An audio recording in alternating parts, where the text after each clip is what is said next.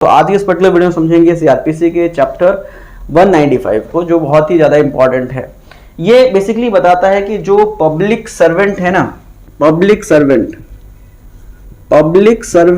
और जो court proceedings हैं, दो वर्ड याद रखना, कोर्ट प्रोसीडिंग्स और पब्लिक सर्वेंट। पब्लिक सर्वेंट क्यों बात कर रहा हूं? क्योंकि जो पब्लिक सर्वेंट की लॉफुल अथॉरिटी है उसके अगेंस्ट अगर कोई ऑफेंस होता है, उसका अगर कोई कंटेम्प्ट करता है, तो उस पर्टिकुलर सिचुएशन में या कोर्ट की प्रोसीडिंग्स में जो एविडेंस है, उस एविडेंस को अगर कोई फॉल्स एविडेंस देता है, फैब्रिकेटेड एविडेंस देता है, या उस एविडेंस में अगर कोई डॉक्यूमेंट प्रोड्यूस कर रहा है तो वो फोर्ज्ड डॉक्यूमेंट है, तो इस तरह से अगर कोई ऑफेंस होता है तो उसमें सेक्शन 195 कहता है कि कोर्ट डायरेक्टली अपना कॉग्निजेंस नहीं लेगी। डायरेक्टली कॉग्निजेंस लेने का क्या मतलब था मेरा? जैसे कि हमने बात किया था सेक्शन 190 में कोर्ट अपना तीन तरह से कॉग्निजेंस लेती है, प्राइवेट कंप्लेंट, पुलिस रिपोर्ट और सुओ मोटो, या अगर कोई अन्य पर्सन है अपना कॉग्निजेंस लेता है, तो ये तीन माध्यम बताए थे हमने सेक्शन 190 में। बट 195 में कोर्ट ऐसे डायरेक्टली अपना कॉग्निजेंस नहीं लेगी। कोई भी प्राइवेट आदमी आ गया, जी पब्लिक सर्वेंट के अगेंस्ट ये ऑफेंस हो गया है, आप कॉग्निजेंस ले लो, नहीं लिया जाएगा। कोई या पुलिस रिपोर्ट फाइल हो जाती है तो कोर्ट अपना कॉग्निजेंस नहीं लेगी।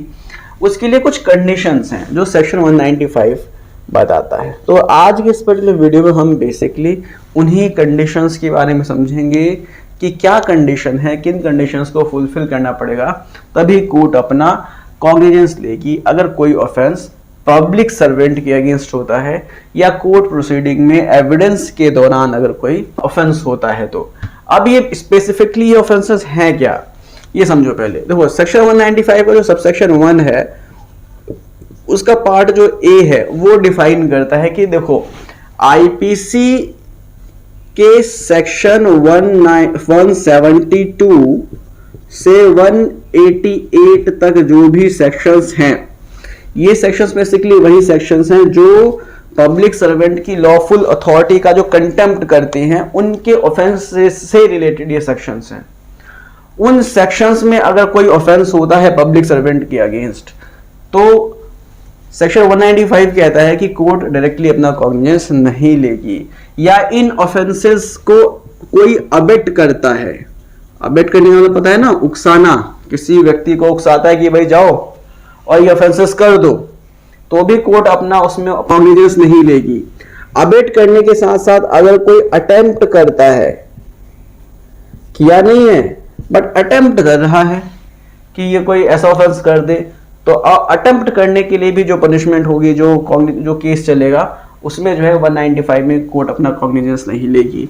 या अगर कोई कॉन्स्पिरेसी हो जाती है, कॉन्स्पिरेसी का मतलब समझ रहे हो, जो सेक्शन से ये बता रहा हूं, सेक्शन 172 से लेकर 188 तक जो भी ऑफेंसेस हैं, अगर इनको करने के लिए कोई क्रिमिनल कॉन्स्पिरेसी कर रहा है तो भी कोर्ट अपना उसमें कॉग्निजेंस नहीं लेगी। अब कोर्ट कॉग्निजेंस लेगी कब फिर? तो सेक्शन 195 का सबसेक्शन 1 का ए पार्ट बोलता है कि जब तक ये पब्लिक सर्वेंट खुद अपना रिटर्न कंप्लेंट फाइल नहीं करेगा। क्या? ये पब्लिक सर्वेंट जब तक ये खुद अपना रिटर्न कंप्लेंट फाइल नहीं करेगा, या कोई इसका सीनियर, या कोई इस पब्लिक सर्वेंट का सीनियर जिसका ये पब्लिक सर्वेंट सबऑर्डिनेट है, अगर वो सीनियर अथॉरिटी जब तक कोई रिटर्न कंप्लेंट फाइल नहीं करेगी कोर्ट में, तब तक कोर्ट जो है कॉग्निजेंस नहीं लेगा। ये है पब्लिक सर्वेंट के अगेंस्ट अगर कोई ऑफेंस होता है इन सेक्शंस में आईपीसी के, या उन ऑफेंसेस को अबेट करने के लिए या अटेम्प्ट करने के लिए या कॉन्स्पिरेसी अगर उस ऑफेंस के अगेंस्ट कुछ होती है, तो उन ऑफेंसेस में कोर्ट डायरेक्टली अपना कॉग्निजेंस नहीं लेगी जैसा सेक्शन 190 में लेती है। उसके लिए उस पब्लिक सर्वेंट को रिटर्न कंप्लेंट देनी पड़ेगी, या कोई उसका सीनियर जो अथॉरिटी है वो उसकी कंप्लेंट देगा, तब कोर्ट जाकर उस पर अपना कॉग्निजेंस लेगी। ये बताता है सेक्शन 195 का सब सेक्शन 1 का ए पार्ट। अभी कोर्ट प्रोसीडिंग की बात अभी रह गई है हमारी, हम अभी सिर्फ पब्लिक सर्वेंट की बात कर रहे हैं। तो आई होप आपको पब्लिक सर्वेंट के बारे में सब समझ में आ गया होगा। अब बात करते हैं कोर्ट प्रोसीडिंग्स के बारे में। कोर्ट प्रोसीडिंग में क्या है कि जब सपोज करो कि कोर्ट प्रोसीडिंग में एविडेंस की कार्यवाही चल रही है, किसकी कार्यवाही चल रही है? एविडेंस की। और इस एविडेंस की कार्यवाही में कोई गलत एविडेंस देता है, फॉल्स एविडेंस देता है। अब इसमें आईपीसी के कुछ सेक्शंस हैं जो समझने जरूरी हैं। आईपीसी के सेक्शन हैं 193 से लेकर 196 तक, इसके बाद सेक्शन 199, इसके बाद सेक्शन 200, इसके बाद सेक्शन 205 से लेकर 211 तक और सेक्शन 228।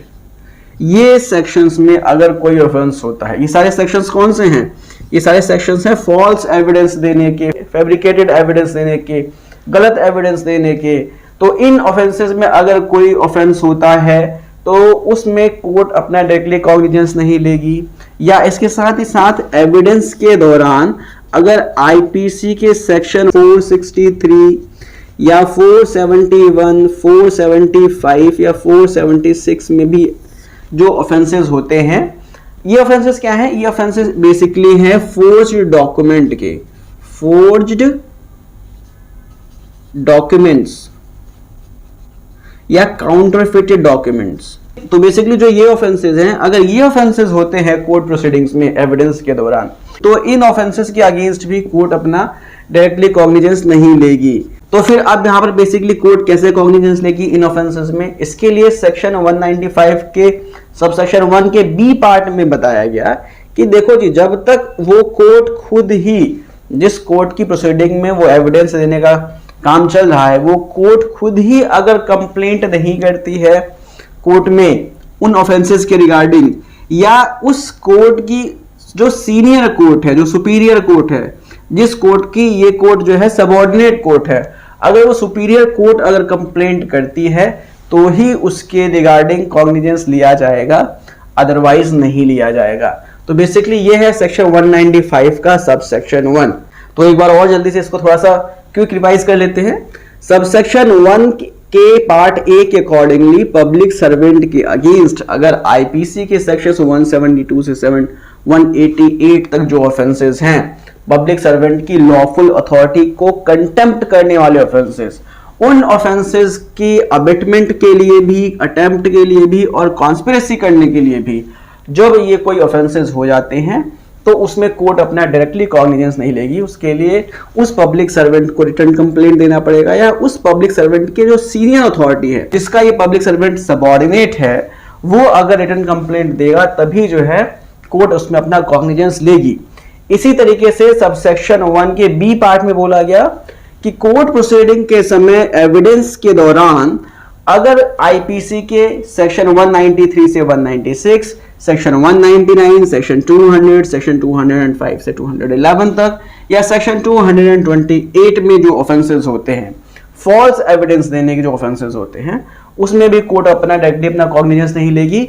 और साथ ही साथ 463, 471, 475, 476 में फोर्ज्ड डॉक्यूमेंट अगर देने का कोई ऑफेंस होता है तो भी उसमें कोर्ट अपना डायरेक्टली कॉग्निजेंस नहीं लेगी। उसके लिए कोर्ट को खुद ही कंप्लेंट करना पड़ेगा दूसरी कोर्ट में, या उस कोर्ट की जो सीनियर सुपीरियर कोर्ट है, उस सुपीरियर कोर्ट को जो है कंप्लेंट करना पड़ेगा। उसके बाद ही कोर्ट में उस ऑफेंस के रिगार्डिंग कॉग्निजेंस लिया जाएगा। तो ये है सबसेक्शन 1। अब बात करते हैं सबसेक्शन 2 क्या कहता है। देखो सबसेक्शन 2 बेसिकली बात करता है विड्रॉल के बारे में। क्या विड्रॉल करना है? जो भी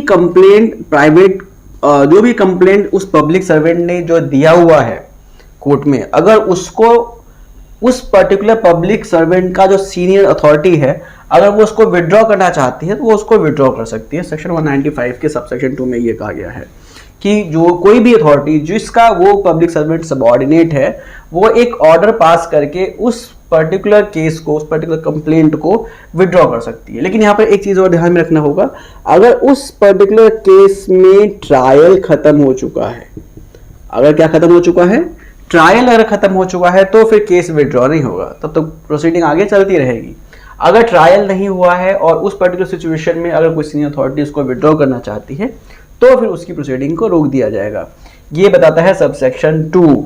अब बात करते हैं इसका सबसेक्शन 3 क्या कहता है। सबसेक्शन 3 बेसिकली हमने पढ़ा था सबसेक्शन 1 के बी पार्ट में कोर्ट के बारे में कि कोर्ट में प्रोसीडिंग्स चल रही हैं। तो आखिर ये कोर्ट्स कौन कौन सी कोर्ट्स होंगी, यही बताता है सबसेक्शन 3। सबसेक्शन 3 कहता है जी देखो, ये सिविल कोर्ट भी हो सकता है, क्रिमिनल कोर्ट भी हो सकता है। Getting the point? Civil court हो, क्रिमिनल कोर्ट हो, कोई रेवेन्यू कोर्ट हो, तो किसी भी कोर्ट की बात कर सकते हैं, साथ ही साथ कोई भी ट्राइब्यूनल। तो बेसिकली क्या है कि सबसेक्शन 3 बात करता है कि देखो जी, ये जो हम कोर्ट की बात कर रहे थे सबसेक्शन 1 में, वो कोर्ट सिविल कोर्ट भी हो सकती है, क्रिमिनल कोर्ट भी हो सकती है, रेवेन्यू कोर्ट भी हो सकती है, ट्राइब्यूनल कोर्ट्स भी हो सकती है। किसी भी कोर्ट में अगर कोई भी एविडेंस दिया जा रहा है, अगर वो एविडेंस गलत है, फॉल्स है, तो ये कोर्ट्स जो है अपना केस फाइल कर सकती है, कंप्लेंट दे सकती है कोर्ट को, और कोर्ट उस कंप्लेंट में फिर अपना कॉग्निजेंस लेगा। ये है सबसेक्शन 3। अब समझते हैं कि सबसेक्शन 4 क्या कहता है। देखो, सबसेक्शन 4 बेसिकली बात करता है सुपीरियर कोर्ट्स के बारे में। अभी हमने पढ़ा था ना सबसेक्शन 1 में कि सुपीरियर कोर्ट्स जो हैं केस को फाइल करने के लिए, कंप्लेंट फाइल करने के लिए ऑर्डर कर सकती हैं, कंप्लेंट भेज सकती हैं। तो जो ये सुपीरियर कोर्ट्स हैं वो कौन सी कोर्ट्स होंगी, इन कोर्ट्स की सुपीरियर कोर्ट्स किसको बोलेंगे कि जी कौन सी कोर्ट इनकी सुपीरियर कोर्ट है।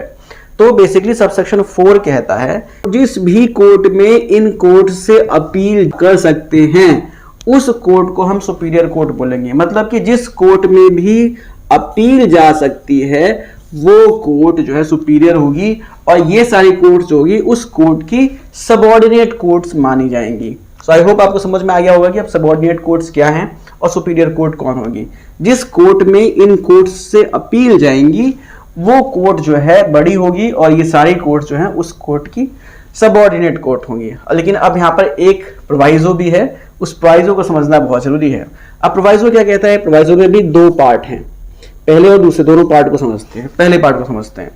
प्रोवाइजो का पहला पार्ट कहता है कि सपोज करो कि जी देखो, कोई किसी भी कोर्ट में, सपोज करो कि कोई सिविल कोर्ट है, उसकी जो डिक्री है वो डिक्री 3 अलग अलग कोर्ट्स में अपीलेबल है।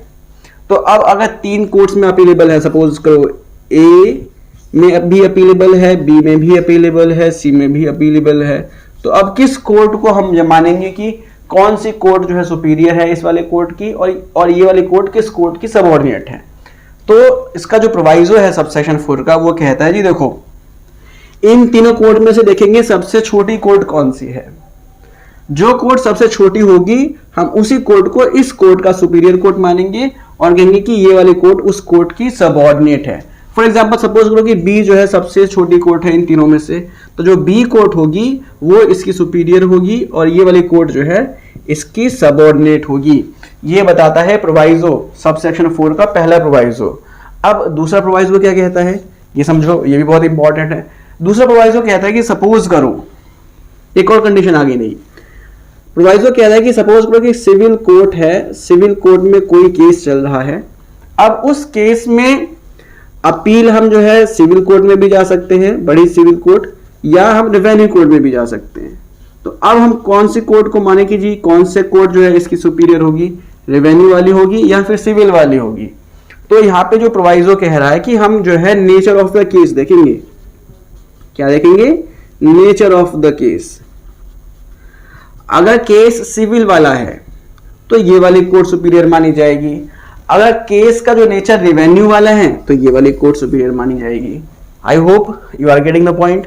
सो इसका जो प्रोवाइजो 2 है वो ये कह रहा है कि नेचर ऑफ द केस बहुत ही इंपॉर्टेंट है। जिस नेचर का केस होगा उसी के हिसाब से हम डिसाइड करेंगे कि कौन सी कोर्ट जो है इसकी सुपीरियर है और इसको किस कोर्ट का हम सबऑर्डिनेट माने। अगर केस जो इनका नेचर अगर सिविल होगा तो जो सिविल वाली जो कोर्ट होगी, जो बड़ी कोर्ट होगी, सुपीरियर कोर्ट होगी, उसको हम कहेंगे जी ये जो है सुपीरियर है और इसको हम इस कोर्ट का सबऑर्डिनेट मानेंगे। अगर केस जो है उसका रेवेन्यू, अगर केस का नेचर रेवेन्यू वाला है तो ये वाली कोर्ट बड़ी हो जाएगी। सो बेसिकली यहाँ पे सिर्फ इतना ही है। तो ये था पूरा सेक्शन 195। आई होप आपको समझ में आया होगा। मिलते हैं नेक्स्ट वीडियो में। Take care, bye bye.